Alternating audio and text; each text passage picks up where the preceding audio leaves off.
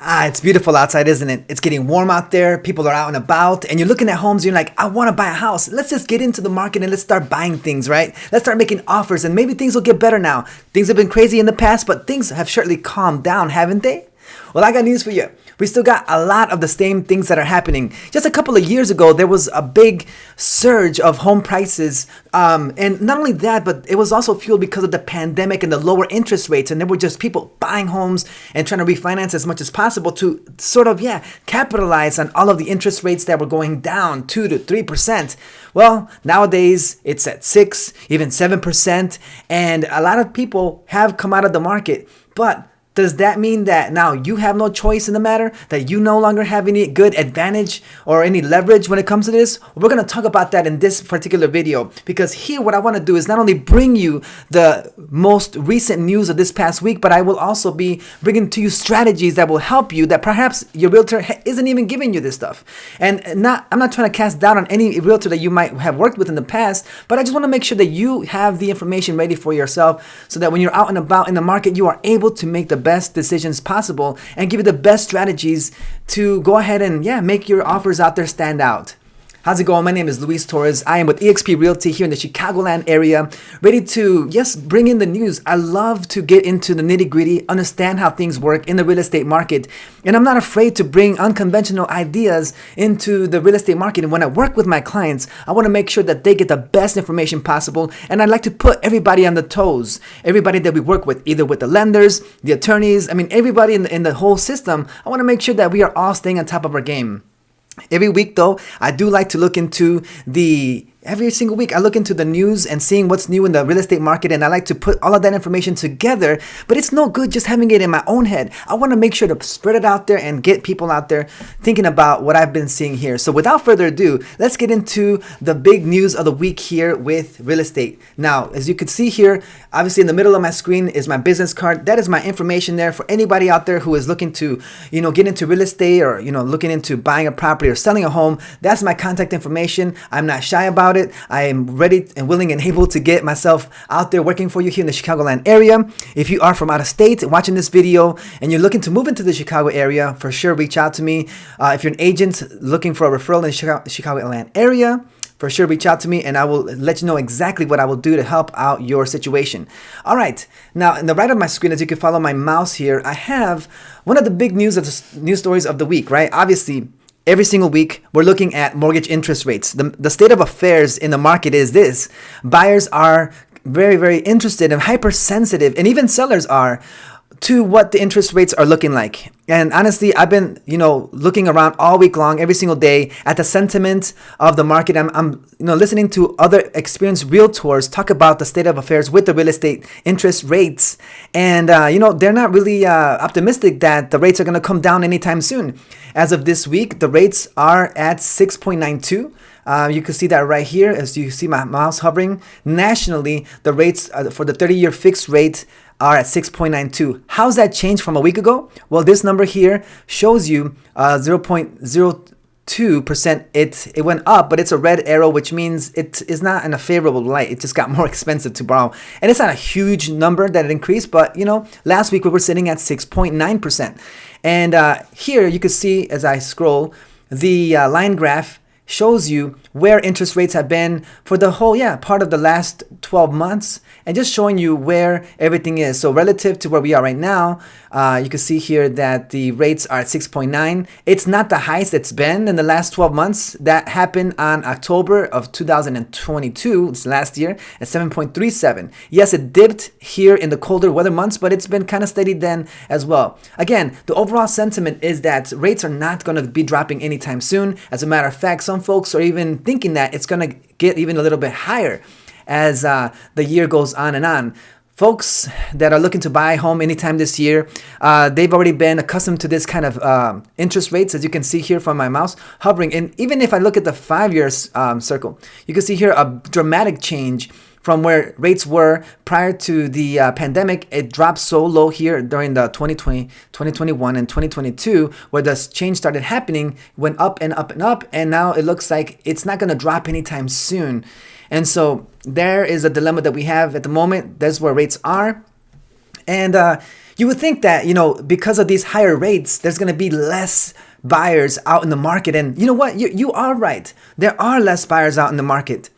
But the market is coming from, it's a hot market right now, but the buyers, instead of having, 30 folks looking at properties, now we're just down to 20, let's say, right? So it isn't white hot, but it's still red hot when it comes to buyer demand. And I can tell you that there is a lot of pent up demand from buyers. They are eager to get into the market and eager to buy properties. Just the dilemma that we have is that there's a shortage of inventory. Look, the big three, right? Interest rates, prices of homes, and inventory availability. Those three things are what matter. And I got to tell you that, yes, interest rates, like we spoke about now, they're 6%, 7%. It might be uncomfortable for a lot of folks. And, that actually puts folks in a situation where they might have to either get out of the market or they just have to adjust their criteria from looking at homes maybe that cost $600,000-$700,000 to now adjusting it to maybe looking for homes that are in the $300,000 to $400,000 range, and just keep going down. So basically going down to size, perhaps, if that's what fits comfortably in your budget. So that's number one, which is interest rates. Those are uncomfortable, the state of affairs here in the market. Number two is house prices.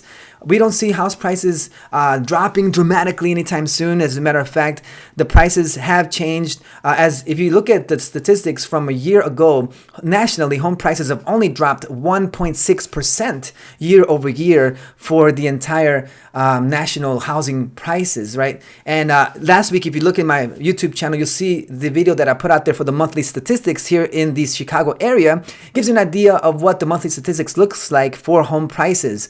And I can tell you that the prices have gone up, averaging around $315,000 per home, and the median price here in Aurora. And so just giving you an idea that home prices are still elevated. Now, mind you, real estate is local, and that will apply to, anyway, it doesn't mean that every single house in your local city is going to be at 315 and that's that. Of course not. That's not how it works. Real estate is very local. As a matter of fact, even hyper local, where it's not just the little city you live in, but it's more about the neighborhood that your home resides in, or it's built upon. That neighborhood is what really does matter. So when I call folks up and I say to them, hey, I just want to let you know that the house on the street sold for, I don't know, $15K above asking price. I say to them, hey, congratulations, your home just went up in value. And it does that. Home prices do tend to reflect what's happening in the local area. So if your neighbors, that's why it's important for you to pay attention to what's happening in your neighborhood. If a home sells for above asking price, then that for sure means that the home values of your particular property, hey, more likely has gone up in value. Now, obviously, there's other factors that have to do with appraising homes and coming up with price opinions, of course, and we'll get to that in another video in the future. But let me just say that by and large, homes that sell in your neighborhood have a strong effect on the value of your own property. So it's very local, and just because home prices nationally are a certain way or in the whole city are a certain way does not mean that in your particular neighborhood that's exactly what you're going to get as well, okay? Some neighborhoods only go for $100,000. Some other neighborhoods only go for $200,000, okay? So that's number two, which is the home prices. And number three is just availability. Now, I think, in my opinion, a great disservice was done when, the pandemic happened. This right here, if you look at my mouse, was a disservice to the market. Now, I'm not saying that they were wrong for doing this, but I understand that the pandemic happened. And look, if you look at the max, right? Look at this. You're not going to see these numbers anymore. This is just going back to, about 12, 13 years in the past. But look, this part right here where the interest rates were so low, 2.35, 2.26. It took a global pandemic to bring rates down to that level. If you ask, are rates going to hit 2-3% once again?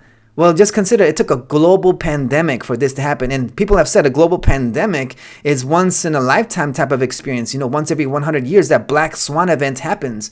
Well, and other people have said, hey, black swan events happen every 20 years. You think about 9/11, you think about the housing crash back in 2008, you think about other unforeseen events that happen that causes rates to go down that much. Barring any other of those happening anytime soon, you know what? Those of you who are getting into the market either by selling a property or buying a property should just consider the fact that, interest rates anywhere from 5, 6, 7% is going to be the new norm moving forward. at least in the foreseeable 12, 24, 48 months, 36, 48 months is going to be the case there. Okay, so that's just giving you an idea of that. And plus, look, like I said, it was a disservice. A lot of people bought homes during this time, and the vast majority of people that have mortgages are well below 7% in interest rates. So I mean, unless there's a great situation where they have to sell their property, they're just going to want to keep that property. Now I get it, some folks are not meant to hold on to that property forever. They got to upgrade, they got to downgrade. If they choose to be a landlord, that's another situation where they are going to have to consider, hey, do I want to be a landlord? Do I want to keep up with the stress of whatever the case is when it comes to renting to tenants? They have to decide on their own. But those are the few reasons why folks will sell. Otherwise, a lot of folks are very comfortable with that 2, 3, 4% interest rate that they have currently in that home. So that's the state of affairs there with housing. That's nothing happens as far as anything new and shocking this week in the real estate market. I want to let you know that touring activity but it's actually being reported as still high. There's still a lot of folks out there looking at homes. And look, this is the main thing that I want to talk about as well, is the state of the market here. Yes, in the Chicagoland area is still very hot. Homes are getting on the market and they're being looked at very, very quickly. And the last time we checked the monthly numbers in Aurora, it was 22 shows per listing. That is 22 groups of people showed up to the property to take a look at it and put it on the contract. If a home is priced correctly, if a home is priced right in the right location, you better believe you're going to get an offer really, really quickly. I was just looking at some of the statistics that I had here in my MLS, and I was curious about one of the properties that I interviewed for, in Zion, Illinois. That property was, in my opinion, priced to sell around $225,000 to $240,000. I had other professional realtors look at this price opinion of mine, and they also concurred that the price was going to be $230,000 to $240,000. Well, along comes a discount broker who said that they would list their property for a very small amount percentage for commission. Okay, I understand that. And then on top of that, they also offered to sell their home for a way above that, $299,000, really $300,000. My comps showed that a new build in that area was going to go for $300,000, a new build. And like I told you, real estate is local. So in that local area where I had that interview for that property, I saw that comps were going for 220 to maybe at 215 or so. I felt that maybe 225 to 240 was a good price that we could get offer in within 15 days. Well, that was a couple of months ago. I was curious yesterday to take a look at this property, and it turns out that this property has and is still active on the market. It's priced at $299,000. There has been absolutely no price adjustments, and the property has been sitting on the market now 62 days, and no offers have come in. Or maybe they've had other lowball offers that are more in line with the active, I would say the appropriate price, but they are just being stubborn about it. So anyway, be careful who you hire, because you want to make sure that the realtor is very reasonable about the property, especially if you want to sell it now. But let me talk to you about this now. This is another phase that we're going to go into, right? And that is, look, the state of affairs in the market is that it is very hectic at the moment. Yes, homes are moving quickly. There's homes getting into the market. As a matter of fact, here in my local area, in Aurora, Illinois, the second most populated city in Illinois next to Chicago, there are only 95 homes active on the market. As a matter of fact, 52 homes came off the market just last week, with 17 homes selling, 25 homes going under contract, and 10 homes either being canceled or expiring. The next busy area is Naperville, Illinois, with 215 active listings in the market. Joliet, another high populated area here in Illinois, has 100 active listings. And finally, Elgin, Illinois has 89 homes that are actually on the market right now as of 10:30 in the morning here on June 11, 2023. So that's the market report that I have here for you. But not only that, I want to give you more value than that. If you find yourself out there in the market looking to get yourself some deals, number one, first of all, hopefully you have a really good and savvy, experienced real estate agent that is working on your behalf. One who is studious, who is knowing and understanding the charts, the way things are in the market, knows about the tactics, and knows how to talk to people, right? Someone that doesn't stick their head in the sand when things get tough. You want a real estate agent who is out there actively talking to folks, and not only that, but studying the market. Make sure that they are staying on top of the current news, what's happening out in the market, and just is not afraid to get their hands dirty. I use this as an analogy often, and I like to think of, obviously, real estates are professionals. Real estate agents are professionals on par with other lawyers who practice law and others as well. But, a mechanic who is ASE certified, these professionals also take the job very seriously. Have you seen their thick textbooks that they have to study? Have you seen how much they have to understand about the new technologies they have in cars? The reason I bring up mechanics is because of this. Mechanics have to regularly go through training process. They have to, in order for them to maintain their ASE certification, they have to show that they are, on top of the newest current technology, so that way they can keep their certification based on what I've been told by other mechanics about this certification. So the point is, look, if you're going to go with a mechanic, make sure that they are professional and they're keeping up to date with their knowledge about the technology, right? And be able to fix the current situation, the cars, right? You don't want someone that is old school and only understands carburetors and old school way of fixing a car and trying to fix a brand new car of 2023, 2022, right? You don't want that. In the same way, the real estate agent of today has to be modern, has to be updated. In Spanish, we use the word capacitado. That means that they are up to date with the happenings of the market, of the news, of the tactics that are going on at the moment, and understanding, hey, we are in a seller's market at the moment. This week, I had the privilege of doing a call session with one of my good friends here in the real estate market with eXp Realty, Mauricio Lopez, and he this week spoke about the state of affairs here in that, and I can't play the video, but it's fine. He went and obviously check out the video on my YouTube page where we do make these cold calls, and we speak to folks about the real estate market and see if folks are looking to buy or sell any property. Anyway, he spoke at length about how to get your deal accepted, your offer accepted. Remember that we are dealing with a competitive market now. Bid wars, it's a real thing right now, especially in the seller's market. Now, there could be other things that trigger a bid war. There are many things that could trigger a bid war. But, right now that it's a seller's market, the sellers have the leverage. You say, well, what do you mean a seller's market?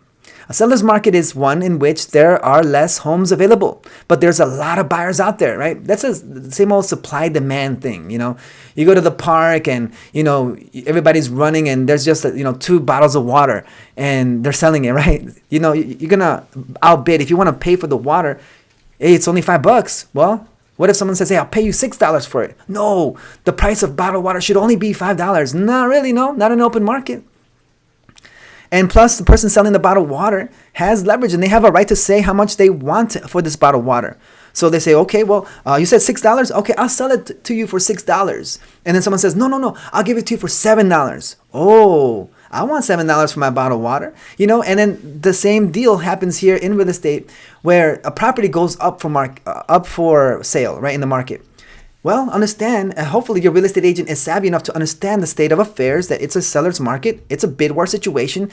How do you basically get yourself down there? So what I decided to do was to do some research for you to give you an understanding of what happens when you put yourself out there to be involved in a real estate transaction. Well, I did some research, I did some highlights, and I wanted to bring to you some information from different websites that I found to be useful in giving this kind of information here. So hopefully you just sit back, enjoy these next few minutes. I want to show you and teach you what it looks like when you put an offer out for a house, and on top of that, how to compete in a market, not only from a standpoint of a consumer, right, trying to purchase a house yourself, but also for a real estate agent. If you're watching this, know what to do when making an offer. At least prepare your clients before, during, and what to look for as far as red lights or red flags when you are making an offer in a multiple bid situation. And on top of that too, for listing agents in a multiple bid situation, to avoid pitfalls when you are looking for the best offer on the table, what to do and what to ask a lender for. So this is what I'm going to talk about real quick here, okay? What to do before making an offer on a house. Well, obviously, you want to make sure that I'm going to talk to the client before this, all right? Talk to the general public. If you're thinking about making a move, obviously reach out to me. I have my information out there in the beginning of the video. Take a look at that, give me a call, and we'll have a conversation about it. But before you make an offer, you have to get a lender pre-approval. Now, a lender is someone that can help you get financing for a home. Obviously, the purchase of a home is very expensive. I doubt that you have a piggy bank large enough to collect all the coins available for you to make a purchase of a house. So you're probably going to need a lender for that, right? A bank to give you the money. Well, a bank also has to protect their assets. I mean, they're not just going to give money out to anybody and everybody. That's the 2008 financial crisis all over again. We're not going to just make up numbers and start giving loans to anybody and everybody. So the bank itself, and I'm not going to get into detail about it here in this video, but they basically look at your information to make sure that you yourself are going to be qualified for a loan.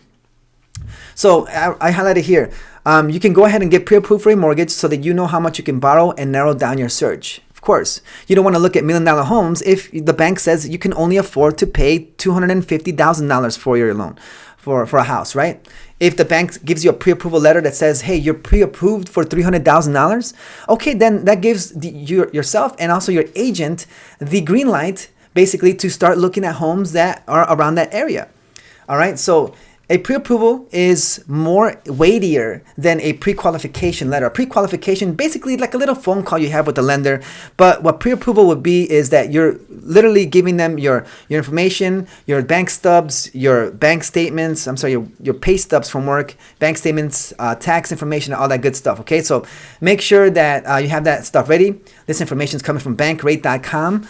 And yeah, before you put in an offer, also make sure that your budget is in line, that you're able to comfortably afford this, because once you get, let's say, approved and under contract and you actually buy a house, now you have 30 years of payments with this property. You better make sure that you're comfortable making these kind of payments and you avoid any type of buyer's remorse or anything like that, all right? Obviously, this is written from a lender standpoint. Most of the time, though, when folks are thinking about getting into the real estate market, they look for a real estate agent.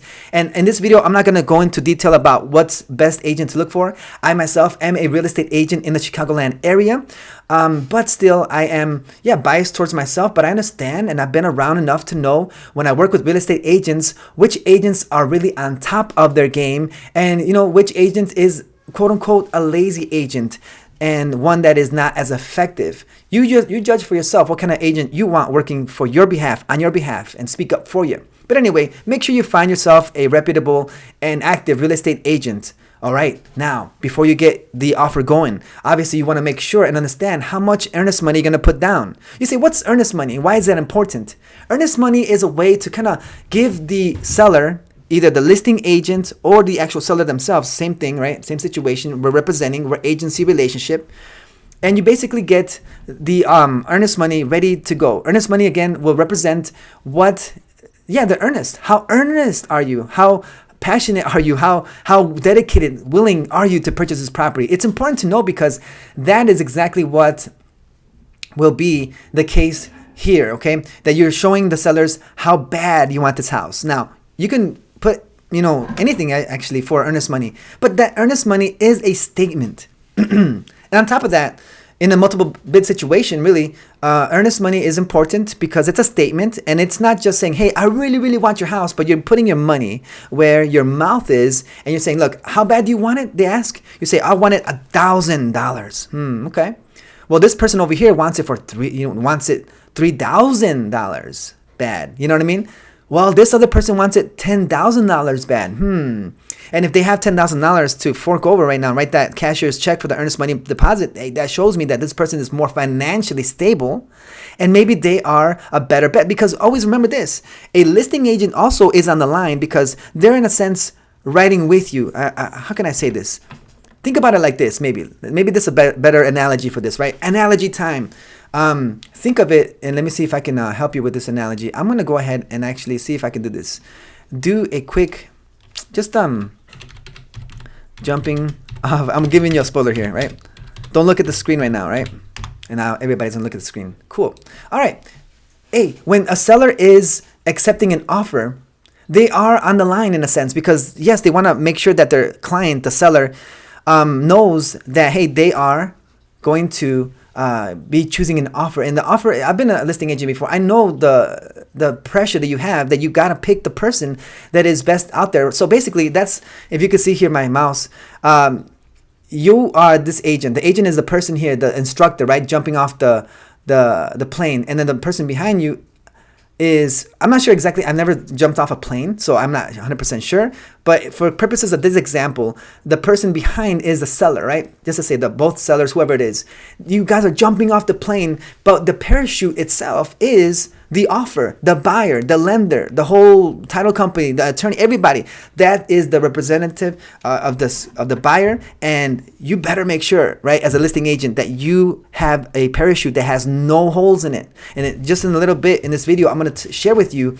how to basically, check and inspect this parachute, inspect the lender, inspect the whole team before you actually jump off that plane with an offer. Because again, you're on an airplane, right? You have this house for sale, and once offers start coming in, once parachutes start arriving into the plane, your job as a listing agent, as a seller, is to find a parachute, an offer that is so thorough, so strong enough that you're gonna wear it, and you are gonna jump off the plane, and you are hoping that this parachute will not fall apart and that you will actually land where you want to land. And landing is closing. Okay, so anyway, that's basically what it looks like when you are getting yourself an offer and choosing the best one available. All right, and obviously before you put in an offer, save for a down payment. You want to make sure to save enough money for a down payment. 20% is the standard one. You can always do more than 20%, and that's always a stronger offer, especially in a multiple bid situation. Again, the listing agent is presenting this to the seller. The seller themselves are considering who is best suited to buy my house. I want to make sure that the person here who's going to be, we're going to ride with, we're going to jump off this plane with this parachute, is reliable enough to get us down to the floor without having the deal fall apart. You could do less than 20%, but if you do less than 20%, you will be taking out private mortgage insurance, which could be anywhere from $30 to $70 a month extra for the rest of the term. You can't pay more money later on and have that removed. It's going to stick with the mortgage until you finish making those payments, or if you refinance. But again, that is some other questions. To get specific, speak with the lender. I have one for you if you want to speak in detail about this. Number 2, know how to time your offer. According to bankrate.com here, time your offers right. Make sure that your agent knows when to time it. I mean, look, as a consumer out in the world, you really are deferring to the real estate agent, and you should, because you're hiring them for the purposes of, helping you be a representative in the buying property aspect of this. Your real estate agent should be savvy enough to know when and how to time offers. I mean, I've seen it lots of times where just real estate agents are not diligent enough to present offers. Look, part of the agreement that we have here as a buying agent in the buyer agency agreement with the consumer is that the real estate agent is tasked with a minimum requirement or a minimum duty of presenting offers. Well, sometimes real estate agents, they kind of find a loophole. I'm not gonna, poo-poo on the idea of other agents and what their work ethic is. You're the consumer. You decide. You judge what is best for you. But the truth is, a lot of agents, because I've seen it in my own side as a listing agent, that they just email you and that's that. Like, hey, hi, this is my offer, blah blah blah, and there you go. And I never get a phone call from them. I don't get them on the phone trying to have explain the offer and everything else to that. They don't ask me questions, and so I keep that in mind, and then it doesn't seem to jump out. Well, my purpose in this video is not only to bring the market information of this week number 2 in June, but I also want to make sure to give you the information so that way you can know what to do when you are making these offers. All right, so time your offer right, okay? If you can, offer cash. Offer cash. Cash is king, but you want to make sure that you have the documents that prove the fact that you do have this cash. But yeah, cash always helps. A quicker close. At the end of the day, look, sellers want to sell their house, right? And, oftentimes, you'll hear the seller say, hey, I want to sell this property to a family just like mine. We love this house. Everything else here, I just want this property to perform well, whatever. But at the end of the day, once the offers start rolling in, the prevailing voice in a seller's head is money, money, money, right? And so, 99.99% of people that, sellers, they will take the highest and best offer. And that's always what it is. And in multiple bid situations, how many times has the listing agent offered to say, you know what, highest and best is due by 6 p.m. tonight? Even this past week, I had a multiple bid situation where the listing agent, I as a buyer's representative, had to put in an offer at a certain time, and I timed it right, and I followed up with a phone call, personalized it, so that not only am I having a personal rapport with the listing agent, but I'm also explaining to them what I am presenting and giving them some advice perhaps about what to do, not lording it over them, but at the same time I am getting the word out there. So yeah, offer cash, and that's what you should do. Now, after you have submitted this offer, right, what happens? Well, this is what will happen, right? Let's see here. Okay, what I will do actually is I want to take a look and talk about bidding war strategies, right? Because we're talking about, this was about what to do before the offer is made. Now that the offer has been submitted, obviously there is a waiting game, right? You want to see if the person is going to review this, and obviously as a real estate agent, they're staying on top of it. You just got to be patient. And if there's a counter offer, come up with a more attractive offer and resubmit, okay? Let's see here. And avoid deal breakers. Yeah, obviously, before you even write an offer, make sure that your real estate agent is giving you, basically ask them, hey, are there any deal breakers? Am I offering something that is not, attractive in today's market? Because you got to understand, I mean, if it's a seller's market where there's less homes and the seller themselves are getting multiple offers, I mean, it's common sense. You're not going to ask for the kitchen, everything in the kitchen sink, right? And make here it is. I highlighted it in red. Other potential turnoffs to sellers. Oh yeah, definitely. There are turnoffs to sellers. You could say things or ask for things that, let me be real with you, can slightly annoy sellers, right? You say, well, I have a right to ask for things. You absolutely do. And you can absolutely offer anything, but you have to understand, if you really want a property, you have to be aggressive and have a battle plan, in a sense, a strategy ready to go forward and do this. So you want to avoid, actually, let me get more into detail about this. There's another one here. How to win a bid war. Again, we talked about what happens in bid wars. This is coming from Bankrate. Let's see here. Okay, Bankrate, same deal here. Let's take a look. Up your down payment in cash, waive contingencies. Okay, cool. So same deal, same website. But yeah, bid war situations. Let's take a look at them. What should you do in order for you to have a good, solid, strong offer in these situations? Let me tell you. Well, let me explain this to you, right? Obviously, there's so many websites that talk about this, but let me give you my my commentary on these particular websites that talk about that. Now, number one, have a pre-approval already. Goes without saying, right? Without a pre-approval, I mean, you got nothing. I mean, it's like showing up to play basketball, but you are dressed in your a suit and tie. Like, you're not even ready for this, right? You're not even showing up with shoes. Like, please, like, you can't. No. You could try, but I mean, you're going to be laughed out of the court, especially if you want to compete at a high level. Number two, increase your offer. Yes, I even yesterday had this conversation with somebody. They asked me, Louis, how is the real estate market going on right now? I said, it's really hot out there. It's a seller's market. There's multiple deals, multiple bids, and, priced appropriately homes. Oh, really? Yeah, I said, yes. And then they said, so if a house costs $300,000, could I offer $275,000? Just hypothetically, And I said, absolutely not. If I was your agent, I would advise you to actually go slightly above that. That's exactly the case as it is now in the seller's market, for sure. I mean, for someone to go below asking price, you're really asking them not to really consider your offer. Now, the tricky thing here is that it's tricky because the listing agent's not going to tell you, hey, everybody, I have the highest bid and it is X amount of, it is $215,000. Anybody, any takers? That's the problem that we have there. It's not really a problem, but I mean, it's a thing that sellers do in order for you to basically, guess and go as high as possible. So in a sense, you kind of have to offer higher than the list price, or at least come as close to it as possible. And, look, under typical markets, right, more balanced market, back when it was more stable, 6-month inventory supply. Right now we're at like 0.5 in Aurora. But that's in a typical market where everybody has leverage, buyers and sellers. Your agent would, yes, and they would still do this, do a CMA, comparable market analysis. I'm not going to talk about that in this video. This video will be 3-4 hours long, but they would have to give you at least an idea of what to make an offer on. Well, nowadays, you kind of got to go near the list price or even close to it, even increase your offer. The only thing that we have going on here is this, that if you're getting financing, the bank itself will have to appraise this property. Yes, they will have to see what the offer is. Now, let me clear it up for you. The bank itself is not going to come out with their own. No, they have a third party who is going to come out, an appraiser is going to come out and take a look at the property. Those appraisers are ordered very quickly. They are ordered within 2 to 5 days after the offer is executed and accepted and signed for.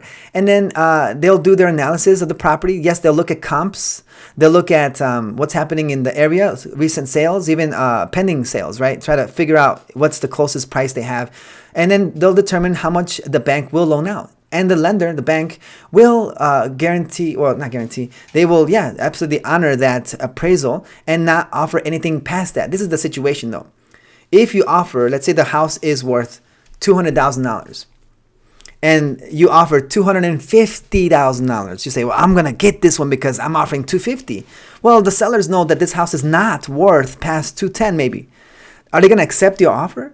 Probably not, because you're just asking for you're putting in there too much. It doesn't really matter at that point because the bank's only going to offer what they appraise at. Let's say that this property appraises at 180, the bank's only going to loan out 180 and you have to fork over the extra $20,000 to make sure that this loan is done. So there's a contingency here. There's a risk that the deal might fall apart. And so from the seller's eyes, the more risks that there are to kill the deal, in other words, the risks for more holes in the parachute, the less likely they're going to take. So obviously, when a seller and a listing agent are considering offers, they're looking at to see, hey, what's the best offer out here? They're looking at different categories.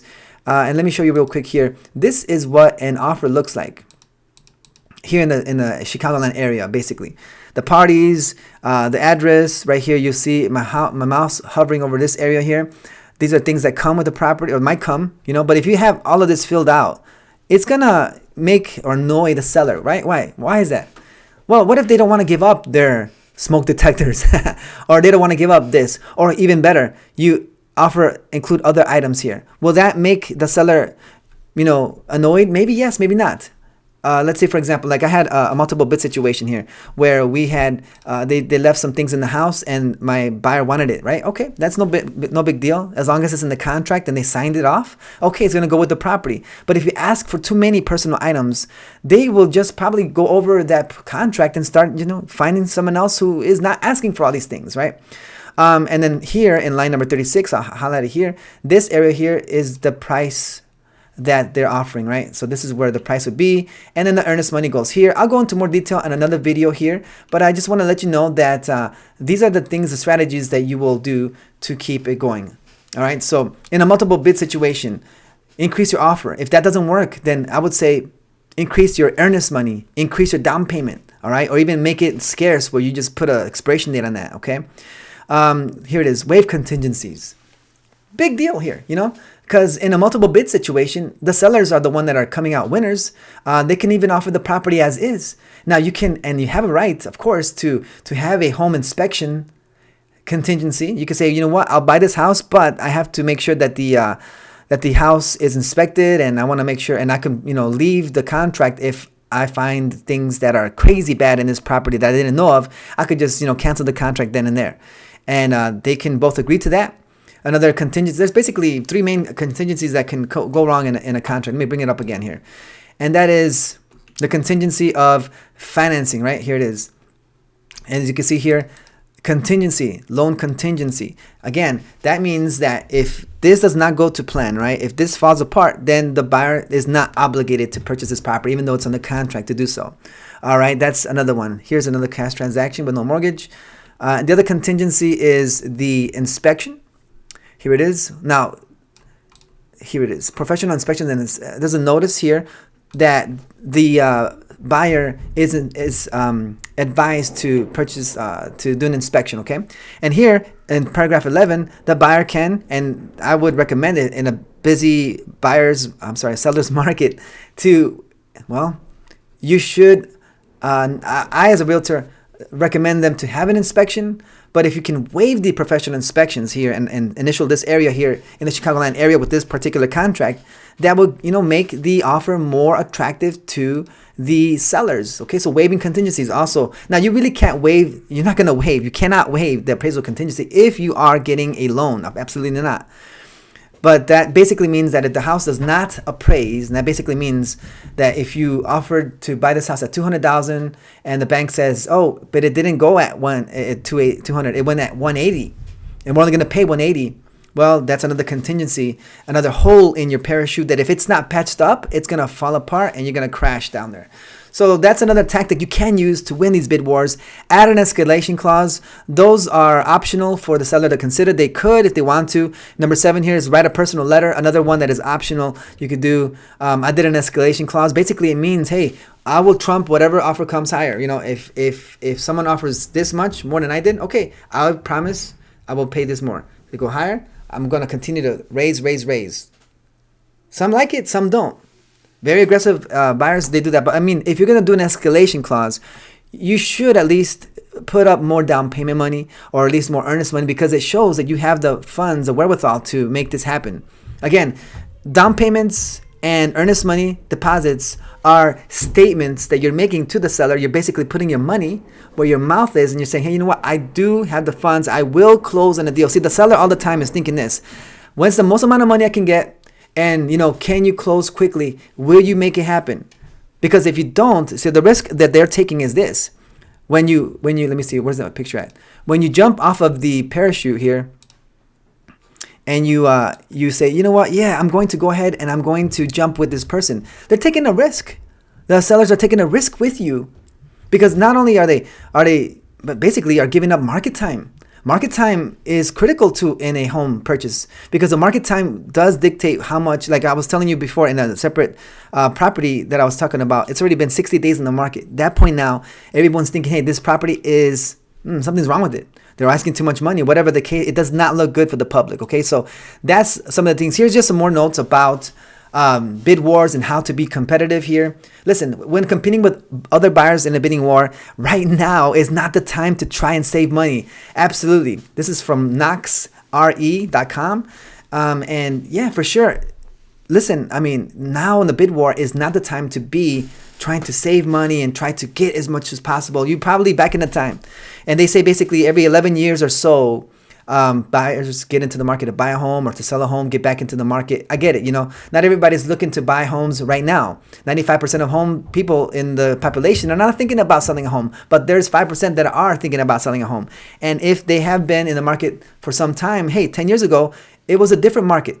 It wasn't a seller's market like it is now. So they're thinking, hey, well, no, you know what? Last time I did this, we asked for this and we asked for that. Listen, hopefully your real estate agent is educating you on the current state of affairs. They're keeping up with the news. They're not old school. They're not like, well, you know what? We can ask for this and ask for that and, you know, give this and I'll give you a way out of. Got it.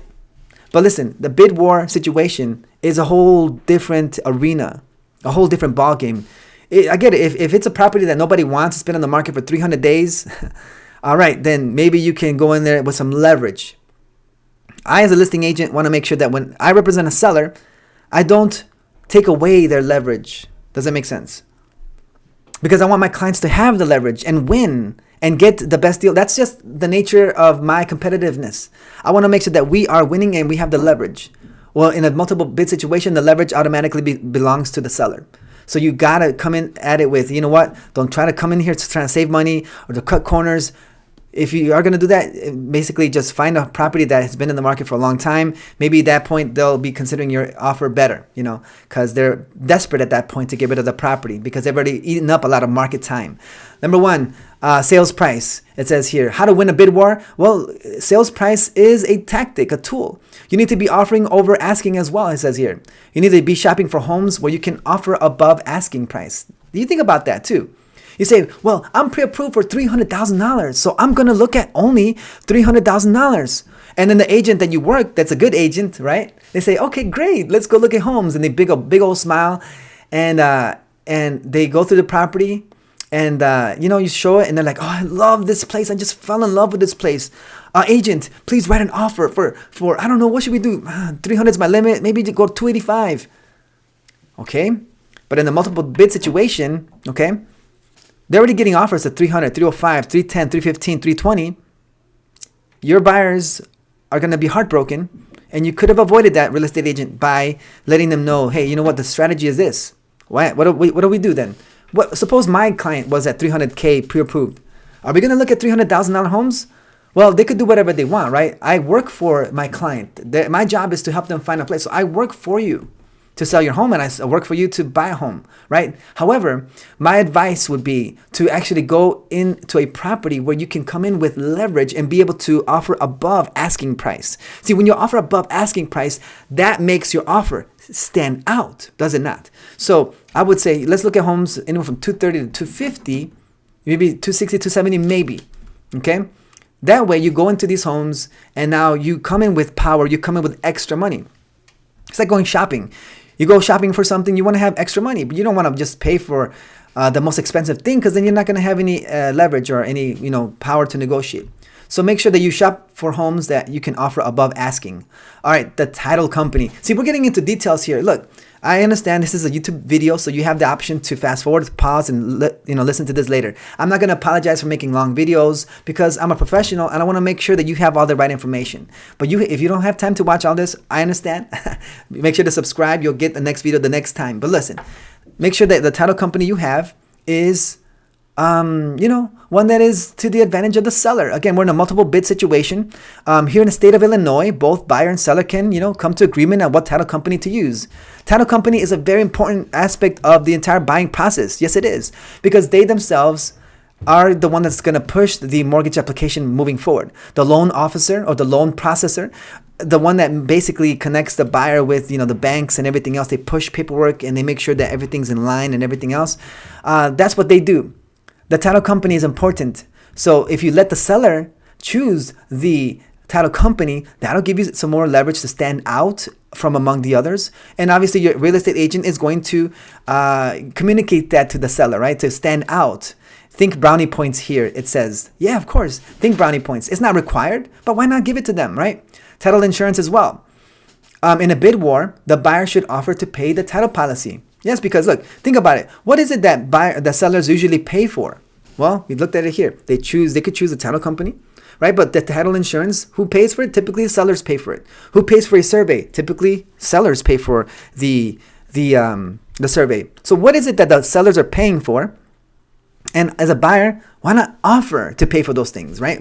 If you want to stand out? Again, we're thinking about bid war here, right? In the fog of war, there's things that happen. Well, here in the bid war for real estate, you should be able to be aggressive and stand out, so that way they will remember you when they are looking into this information, okay? We spoke about surveys. All right, in closing, make your closing date as soon as you think you can close, but be reasonable. Obviously, if your lender is able to get the work done, for sure, go ahead and go out and reach out to them and make sure that they can close quickly, okay? Here's another tip that they provided here on knoxre.com, and that is no contingency plans. We spoke about contingencies already, and I showed you here the contract about those contingencies. Hey, why not waive them? How do you waive an appraisal contingency? Well, pay cash. Just pay cash, right? But yeah, contingency offers are risky and they delay closings. Think of a let's see here, cartoon without a parachute. Yeah, think about yourself.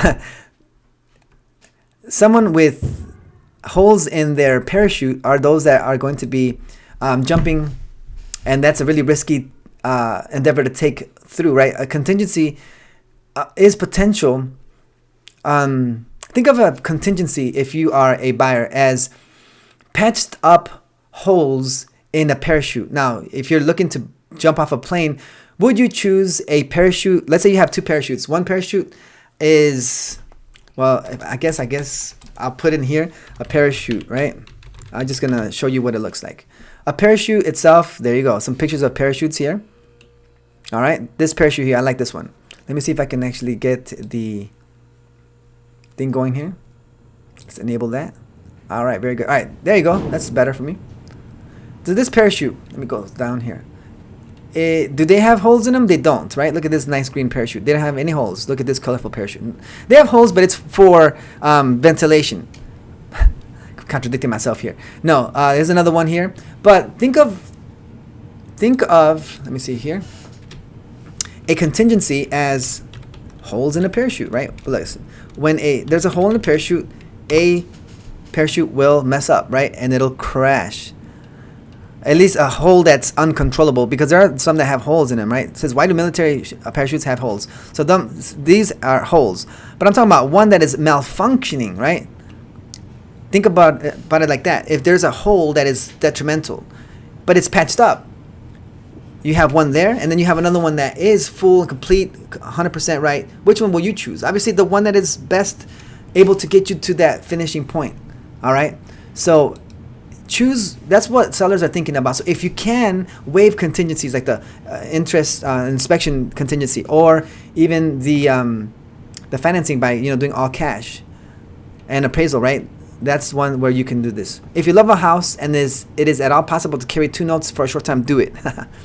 Yeah, that's another contingency. Let's say that you own a house and you gotta buy another house. Well, if you want your offer to stand out, hey, well, why not just, well, if you can, right, carry 2 mortgages at one time. Sometimes they ask me, hey, well, I want to sell a house, they say, but should I sell at the same time and buy at the same time? Well, you can, but what if you were to just do what's more difficult now and get the easy stuff out of the way? You say, how?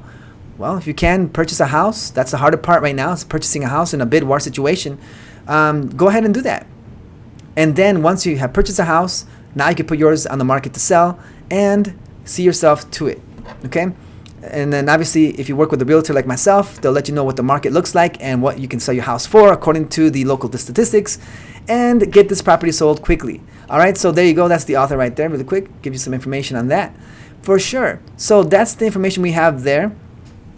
Now, really quick, just to wrap up this video here, for sure, make sure that you are getting yourself the best foot forward when you are considering putting out offers out there in the world, right? Make sure that you're working with the right lender, obviously, because if you're going to finance the situation, that's a really big part of this whole process. It really is.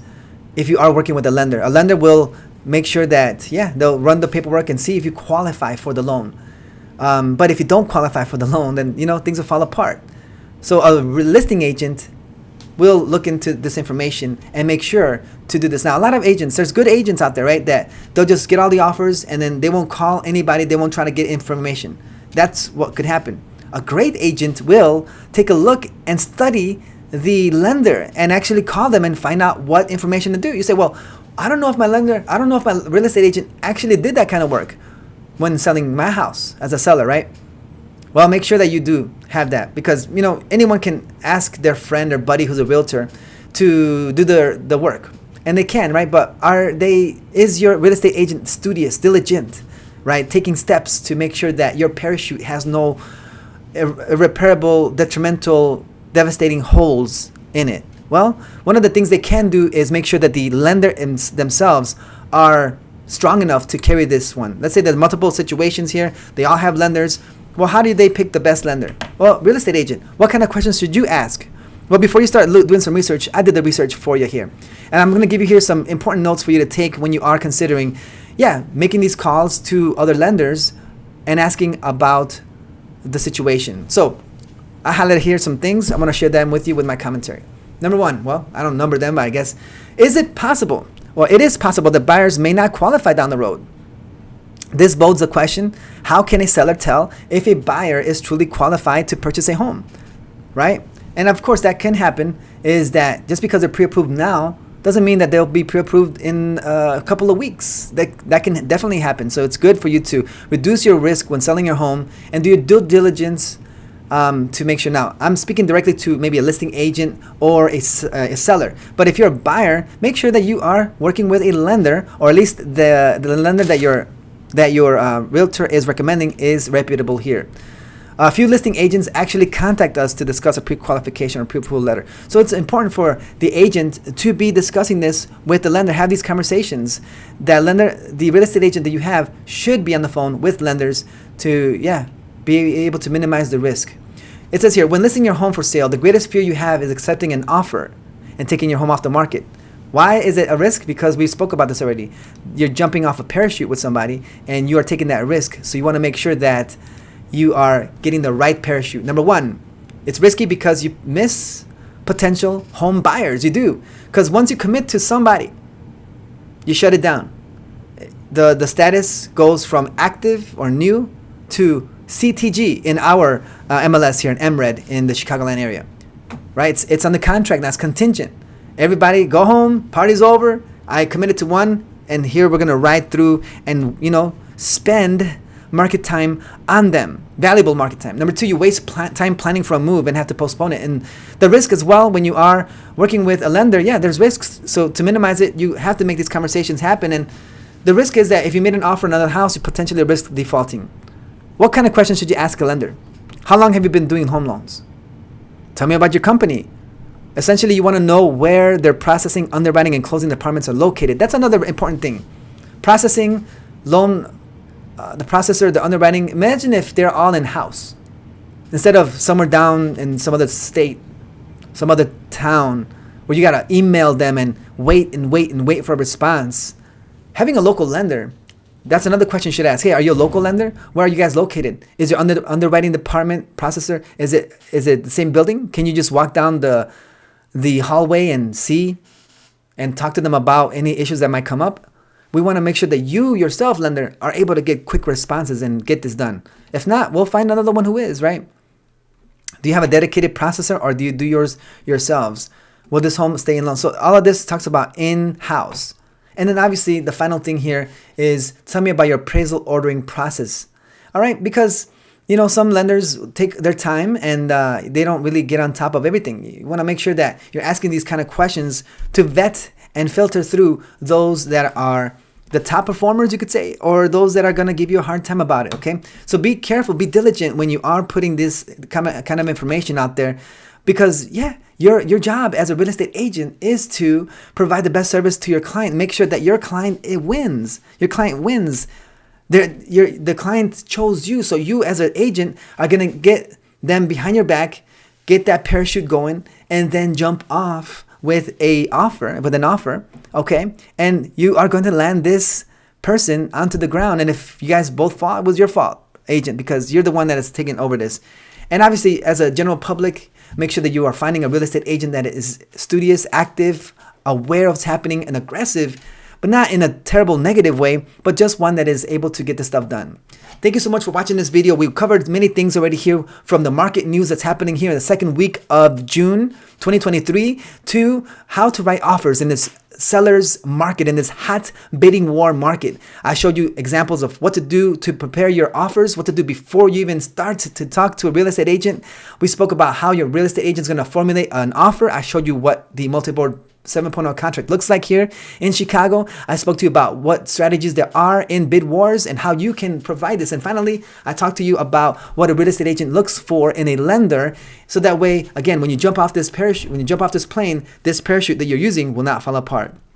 Subscribe to this channel if you like this kind of content. Make sure to like it, share it with those who need this information. And with that said, thank you so much, and we'll see you again next week.